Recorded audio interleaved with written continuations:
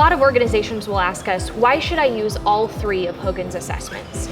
So I'm going to talk a little bit about what each of the three assessments measure, and then why they work best as a combination to create an entire profile of a candidate. Our cornerstone assessment is the HPI, the Hogan Personality Inventory, and this is going to measure your strengths on a day-to-day basis. These are your strengths and weaknesses that come out when you're monitoring your behavior, when you're calm, when you're at your best. These are the types of things that you would see maybe in an interview, or when someone's having a good day. So are they strategic? Are they stress tolerant? Are they rewarding to deal with, and do they have high-quality interactions with others? Are they organized and consistent? These are really the core personality characteristics that people are looking for in an employee. And so they really create the cornerstone of a success profile. However, there's more to personality than what we see on a day-to-day basis. The HDS, which is the Hogan Development Survey, is our measure of leadership derailers. These derailers can come out under a variety of circumstances.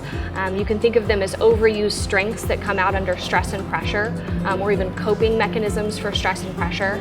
And they can also be our boredom behaviors, our behaviors that come out when we're disengaged or when we're complacent, or when we're not really paying attention to our work environment. Perhaps you have an individual who tends to withdraw under stress, and they become very emotionally absent, and they might be mentally and physically absent as well.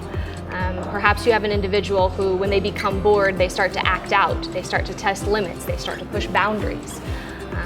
Or maybe you have an individual who, when they receive pressure from their superiors, they tend to really pass that pressure down to their team. Maybe they're not able to stand up for their team.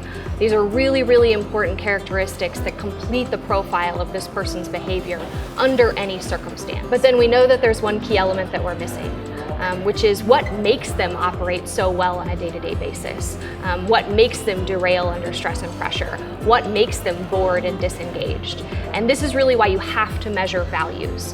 The MVPI, the Motives, Values, Preferences Inventory, is really going to get at those core motivators. What gives them meaning in their life? What gives them meaning in their work? And then also what gives them meaning in their relationships. So if you look at it from that perspective, you have their values, which is really what they want out of life, their day-to-day personality, which is what's going to help them get there, and then their derailers, which is really what's going to stop them or what's going to trip them up. When we look at performance data, we find that with each additional assessment, we get pretty significant incremental validity, which means that we really increase our ability to predict success for a certain profile, and to find out what obstacles might fall in their way. So you have to use all three assessments to really get a holistic picture of the employee and to predict their profile of success.